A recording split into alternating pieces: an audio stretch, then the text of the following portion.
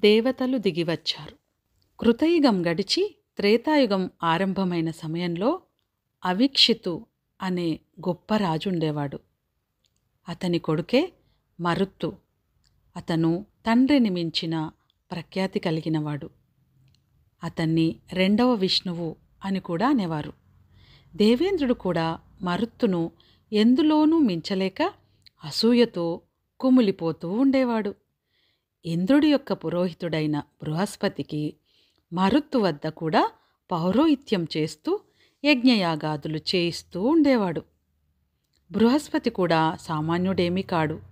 ఆయన అంగీరుడి కొడుకు. అంగిరుడికి సంవర్తుడు అనే మరొక చిన్న కొడుకు ఉండేవాడు. తేజస్సులో బృహస్పతియే ఎక్కువ, అయినా తపశ్శక్తిలో సంవర్తుడిదే పైచేయి.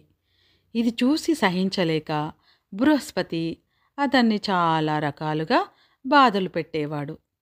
అన్న పెట్టే బాధలు సహించలేక సంవర్తుడు తన ఆస్తంతా వదిలేసి దిగంబరుడై తపస్సు చేసుకోవడానికి వెళ్ళాడు. ఇది జరిగిన అనంతరమే దేవేంద్రుడు యుద్ధంలో రాక్షసులను జయించి ఇంద్ర పదవి సంపాదించుకొని తనకు పురోహితుడిగా బృహస్పతిని పెట్టుకున్నాడు. సమస్త భూమండలాన్ని జయించి లోకాలన్నిటిలోనూ కీర్తి గడించుకున్న మరుత్తును చూసి ఓర్వలేని దేవేంద్రుడు ఒకనాడు దేవసభకు బృహస్పతిని పిలిపించి, నీవు మరుత్తుకు పురోహితుడివిగా ఉండడం నాకేమీ బాగాలేదు. నేను త్రిలోకాధిపతిని, ఇంద్రత్వం పొందినవాణ్ణి. ఆ మరుత్తు సామాన్య మానవమాత్రుడు, ఎప్పుడో చావవలసినవాడు. అలాంటప్పుడు నీవు నాకు అతనికి కూడా పురోహిత్యం చేయడం ఏమి సబబు? బాగుపడాలంటే నాకే పురోహితుడివిగా ఉండిపోయి మరుత్తును వదులుకో, లేదా ఆ మరుత్తుకే పురోహితుడుగా ఉండి నా పౌరోహిత్యం మానుకో అని గట్టిగా చెప్పేశాడు. బృహస్పతి బెదిరిపోయి, అదేం మాట, మిమ్మల్ని వదులుకొని మరుత్తుకు పౌరోహిత్యం చేస్తానా? మరుత్తునే వదులుకుంటాను, మీరెక్కడా అతనెక్కడా అని ప్రమాణాలు కూడా చేశాడు. ఇంద్రుడు దిగులు తీరిపోయింది. ఇది జరిగినాక మరుత్తు బృహస్పతి వద్దకు వెళ్ళి, అయ్యా, నేనొక యజ్ఞం చేస్తానని ఇదివరకే మీతో చెప్పి ఉన్నాను. ఇప్పుడు ఆ యజ్ఞం చెయ్యడానికి సిద్ధంగా ఉన్నాను. తమరు వచ్చి నా చేత ఆ యజ్ఞం చేయించండి. యజ్ఞ సంభారాలన్నీ సిద్ధంగా ఉన్నాయి అన్నాడు. ఇక నేను నీకు పౌరోహిత్యం చెయ్యనులే. ఇంద్రుడు నన్ను తనకే పురోహితుడిగా ఉండమన్నాడు. నేను కూడా సరేనన్నాను అన్నాడు బృహస్పతి. తమరు నన్నిలా విడిచిపుచ్చడం భావ్యం కాదు. మా తండ్రిగారికి కూడా మీరే పురోహితులు. నాకు తమ మీద ఎంతో భక్తి గౌరవాలు ఉన్నాయి అన్నాడు మరుత్తు. బృహస్పతి నిర్మోహమాటంగా, అదేం మాట, అటు దేవతలకు పురోహితుడుగా ఉంటూ ఇటు మానవమాత్రుడికి ఎలా పౌరోహిత్యం చేస్తాను? ఇక నుంచి నేను నీకు పురోహితుణ్ణి కానని చెప్పానుగా. నీ ఇష్టం వచ్చిన వారిని మరెవరినైనా పెట్టుకో. నేను నీ చేత యజ్ఞం చేయించేది లేదు అన్నాడు. మరుత్తు అవమానము, నిరాశ పొందినవాడై తిరిగి వస్తుండగా అతనికి దారిలో నారదుడు కనబడి, ఏం నాయనా, ఏమిటలా విచారంగా వస్తున్నావు? ఎక్కడి నుంచి రావటం? ఏమిటి కథ? సంగతేమిటో చెప్పు. నేను తీర్చగల కష్టమైతే తప్పకుండా తీరుస్తాను అన్నాడు. స్నేహపూర్వకంగా నారదుడి మాట అనేసరికి మరుత్తు ఆయనతో జరిగిందంతా చెప్పాడు. మా గురువుగారు నన్ను విడిచిపుచ్చటమే గాక అవమానం కూడా చేశాడు అని మరుత్తు తన కథ ముగించాడు. బృహస్పతి చేయించకపోతే మునిగిపోయిందేమీ లేదు. ఈ బృహస్పతికి సంవర్తుడని తమ్ముడొకడున్నాడు. అద్భుత శక్తి సంపన్నుడు. ప్రస్తుతం దిగంబరుడై తిరుగుతున్నాడు. అతను నీ చేత యజ్ఞం చేయించగలడు అన్నాడు నారదుడు. అప్పుడు మరుత్తు ప్రాణాలు లేచి వచ్చినట్టయింది. వెంటనే నారదునితో, మహాత్మా, మీరనే ఆ సంవర్తుడు ఎక్కడుంటాడు? అతన్ని ఏ విధంగా ఆశ్రయించాలి? ఏ విధంగా ఆయన అనుగ్రహం సంపాదించాలి? ఆయన కూడా నన్ను తిరస్కరిస్తే నాకు మరి వేరే దారుండదు అన్నాడు.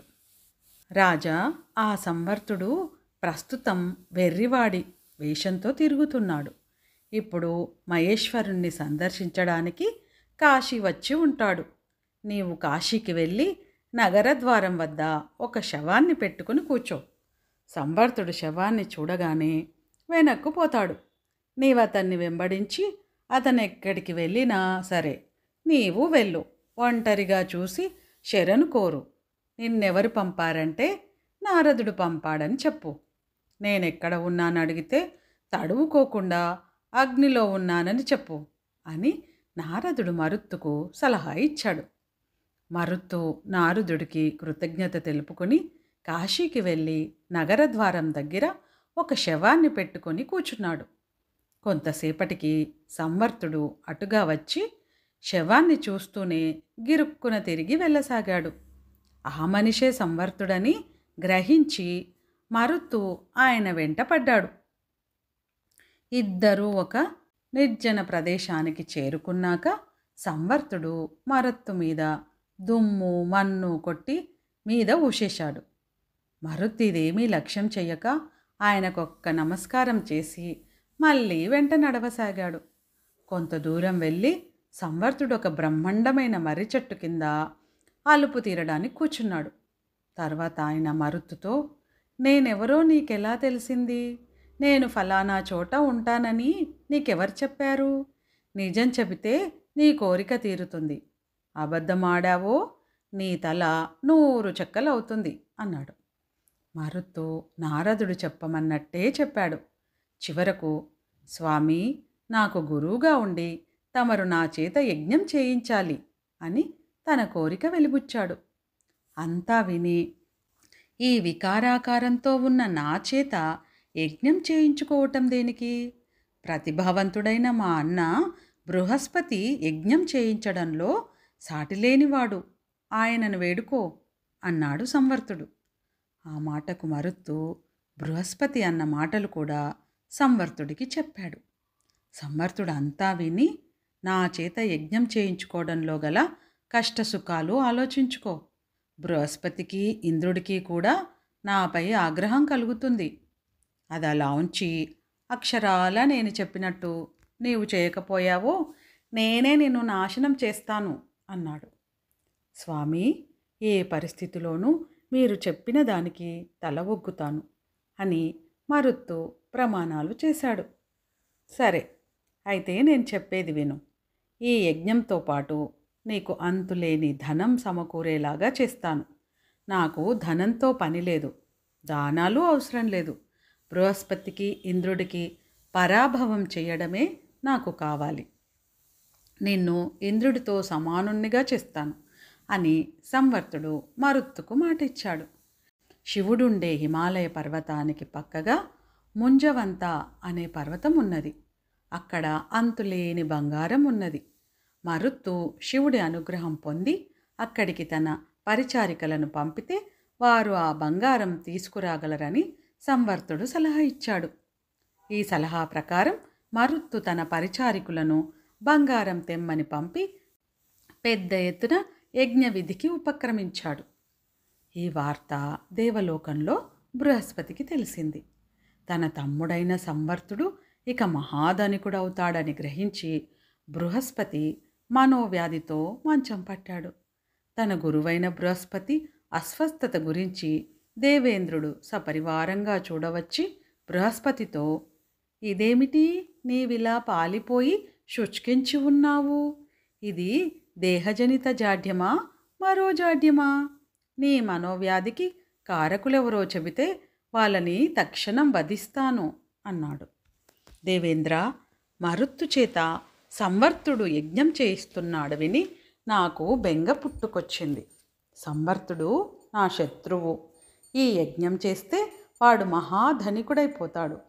ఈ యజ్ఞం జరగడం నాకు ఇష్టం లేదు. ఇది ఆపటానికి నీకు శక్తి ఉంటే ఆపు అన్నాడు బృహస్పతి.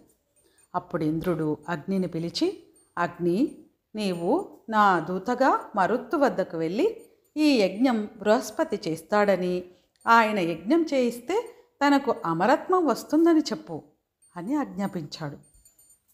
అగ్ని వెళ్ళి ఇంద్రుడు చెప్పమన్న విధంగా మరుత్తుతో చెప్పాడు. అంతా విని మరుత్తు, మహాత్మా, యాజకుడిగా నాకు సంవర్తుడే చాలు. అమరులైన దేవతలకు యాజకుడైన బృహస్పతి మర్తుడనైన నా చేత యజ్ఞం చేయించడమేమిటి? ఆయనకు ఒక్క నమస్కారం అన్నాడు. అగ్ని అంతటితో వదలక దేవేంద్రుడికి స్నేహం మరుత్తుకు ఎంతో మంచిదని, బృహస్పతి గురుత్వంతో అన్ని లోకాలు లభ్యమవుతాయని మరుత్తుకు ఆశ పెట్ట ప్రయత్నించాడు. సంవర్తుడు అగ్నికి అడ్డొచ్చి, నీ వచ్చిన పని అయిపోయింది.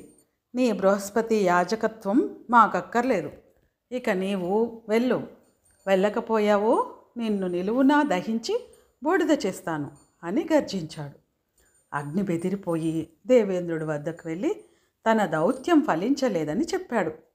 దేవేంద్రుడు అగ్నితో, నీవు మరుత్తు వద్దకు మళ్ళీ వెళ్ళి నా మాట వినకపోతే వజ్రాయుధంతో అతడి తల నరికేస్తానని చెప్పు అన్నాడు. అగ్ని వణుకుతూ, నన్ను మళ్ళీ పంపకండి. వెళితే ఆ సంవర్తుడు నన్ను నిలువునా దహించి పిడికెడు బూడిద చేస్తాడు అన్నాడు. దేవేంద్రుడు ఆ మాట నమ్మక, అన్నిటినీ దహించి బూడిద చేసే శక్తి నీ ఒక్కడికే ఉంది. నిన్నెవరు దహించి బూడిద చేస్తారు?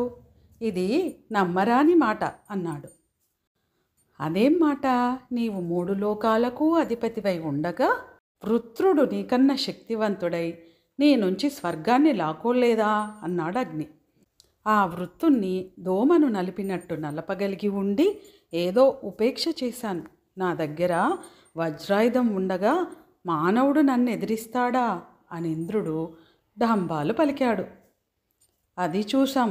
వెనక చవనుడిపై వజ్రాయుధం వేశావుగా. ఆ చవనుడి శక్తి చేత నీ వజ్రాయుధము నీ చెయ్యి కూడా స్తంభించిపోయాయి.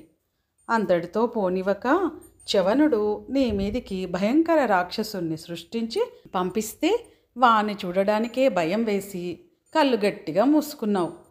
ఇదంతా ఎందుకు?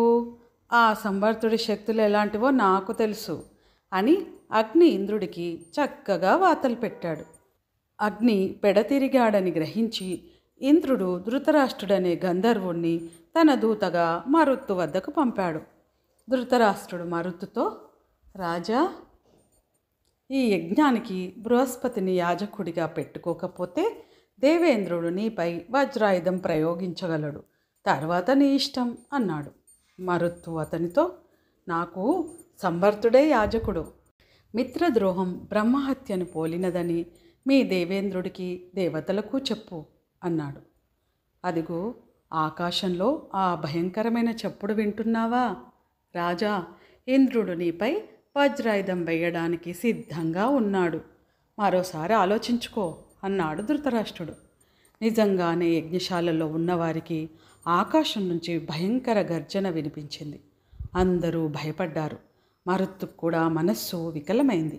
ఆయన సంవర్తుడితో, స్వామి, నన్ను ఉపద్రవం నుంచి తమరే కాపాడాలి అన్నాడు. సంవర్తుడు మరుత్తుతో, నీకు వజ్రాయుధం భయం అవసరం లేదు. అంతేకాదు, ఈ యజ్ఞం ఎలా జరపమన్నా అలా నేను జరిపించగలను అన్నాడు. అయితే ఆ ఇంద్రుడు ఇతర దేవతలు ప్రత్యక్షంగా వచ్చి యజ్ఞ సదస్సులో పాల్గొని సోమం స్వీకరించేటట్టు చెయ్యండి అన్నాడు మరుత్తు. అందరూ ఇప్పుడే దిగివస్తారు అన్నాడు సంవర్తుడు. ఆయన అన్నట్టే దేవేంద్రుడు మొదలగు వారు దేవతలు స్వయంగా యజ్ఞశాలకు వచ్చేశారు. మరుత్తు సంవర్తుడు వారికి తగిన రీతిగా స్వాగతం చెప్పి ఆతిథ్యం ఇచ్చి వారి చేత సోమపానం చేయించారు. పులిలాగా బయలుదేరిన ఇంద్రుడు సంవర్తుడిని మహిమ చేత పిల్లిలాగా అయిపోవడమే కాక మరుత్తును దీవించి యజ్ఞం పూర్తయ్యాక తిరిగి స్వర్గానికి వెళ్ళిపోయాడు.